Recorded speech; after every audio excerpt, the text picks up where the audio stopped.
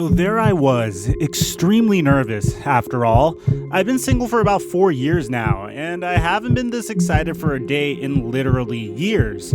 I made sure everything about myself was perfect. I got a lift in earlier that day, then meditated a little bit, but most importantly of all, I made sure I was clean, smelled good, and groomed each and every part of my body.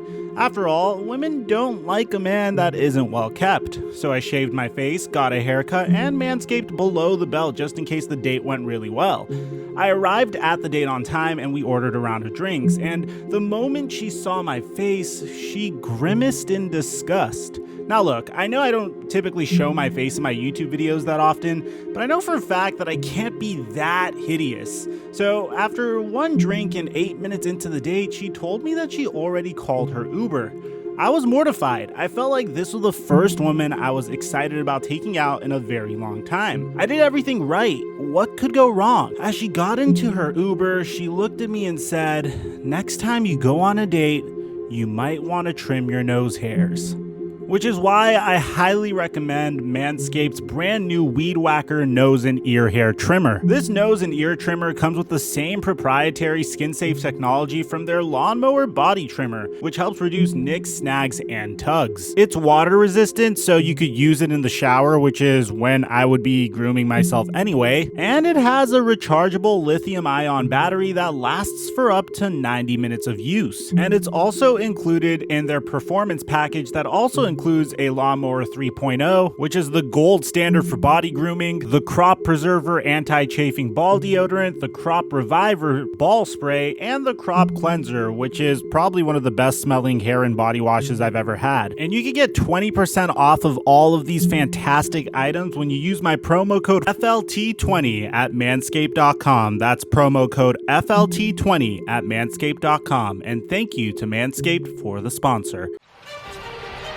Adebayo, Duncan Robinson again. That's good, and the foul. About a 5-second difference, shot clock and game clock. Butler inside, beautiful pass. Nunn pulls back, puts up a three. Got it, Kendrick Nunn. Feed inside to James, and he throws it down. James, Caldwell Pope puts it in. Contavious Caldwell Pope for downtown. Shot clock at 4. Butler drives, stops. Up top, Robinson puts up a three. It's good. Butler pulls up. Got it! Jimmy Butler does it again. Green coming up to set a screen. James goes the other way. Drives down a lane. Back out to Green. Green for three. Off the mark. No good. Marquis Morris has it. Throws it inside and throws it out of bounds. With 2.2 remaining.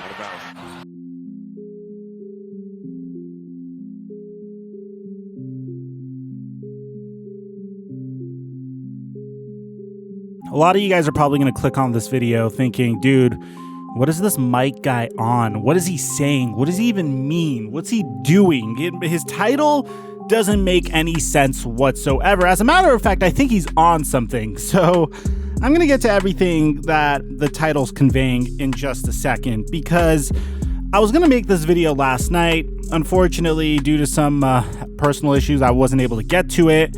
And, well, now I'm making it today, so I apologize for the delay. Now, before we get to the content, just remember I'm giving away PlayStation 5s on this YouTube channel. All you have to do is like, subscribe, and turn on my notifications to be entered. I'm just picking a random member of my Noti gang to give the PS5 to. Now that we got all that out of the way, cue the intro.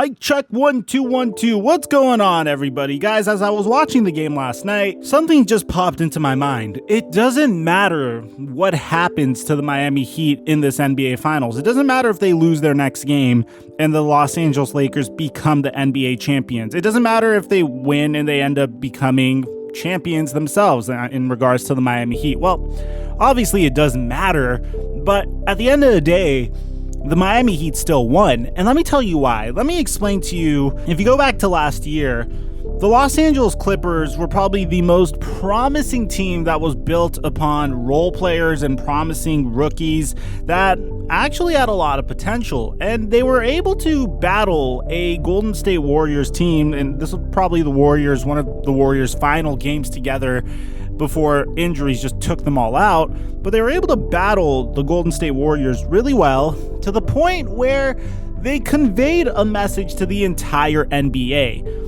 And that's the fact that the Los Angeles Clippers are a destination. It's really interesting because I feel like if it wasn't for that series against the Golden State Warriors, there would have been no way that Paul George and Kawhi Leonard would have found themselves on the Clippers. Now, I understand that their season didn't go as many people have hoped, but regardless, you have to admit, even as Clipper fans, this is probably one of the best rosters you guys have had in quite some time. And now the question remains, okay, who are the Clippers of this year? Well, if you go all the way back to not last year, but like maybe a year and a half ago, because technically last year was the start of this season. I know, crazy, right?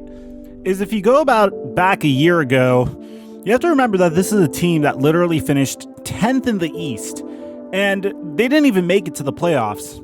And more or less, they have the same roster this year as they did last year, only they traded Hassan Whiteside and brought in Myers Leonard. They drafted Tyler Hero. They started playing Duncan Robinson, and they signed Jimmy Butler.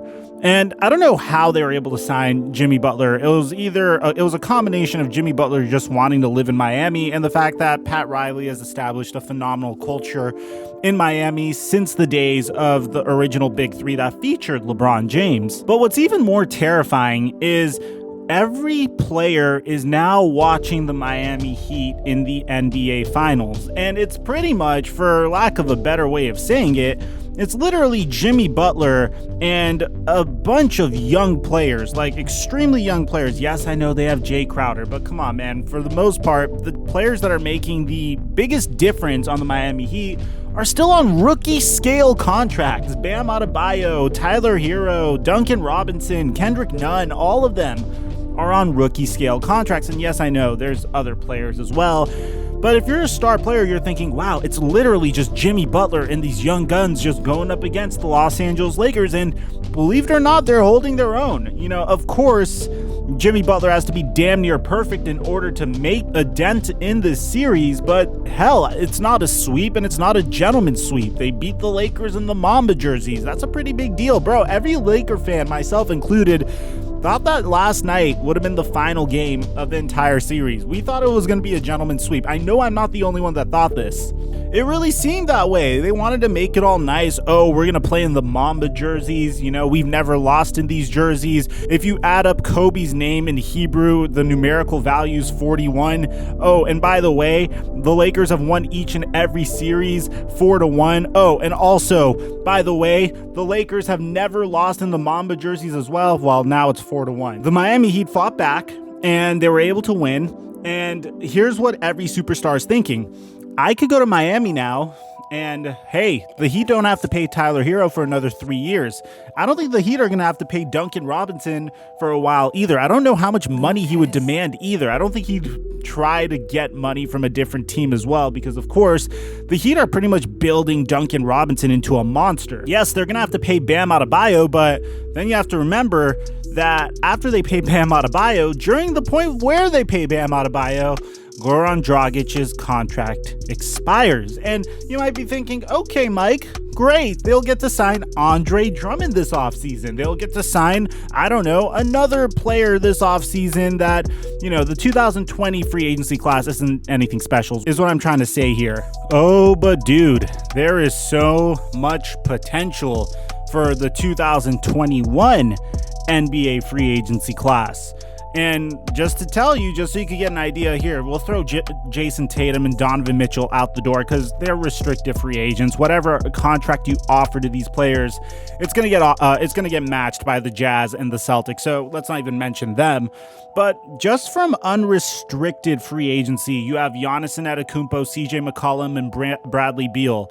Then you also have Anthony Davis, which I don't really think is probably gonna hit unrestricted free agency, but we'll just put him there as well.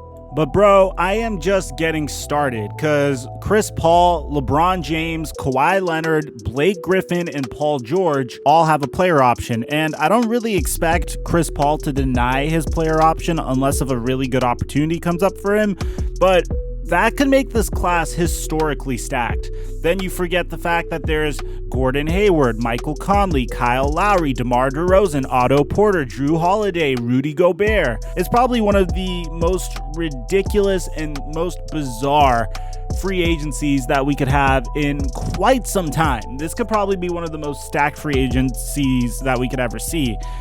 And you have the Miami Heat that pretty much said, hey, look at us. We're going toe-to-toe against the Los Angeles Lakers on the biggest stage of the year, and we're holding our own. We're coming within 2 games of being able to beat the LA Lakers. Hell, we may even come back from a 3-1 series lead and beat the Los Angeles Lakers. We are able to do it. We're not even at full strength and we're able to do it. We're a stable organization with a head coach that's coached here for the past 11 years, with a executive president that just knows how to win and has won in multiple eras.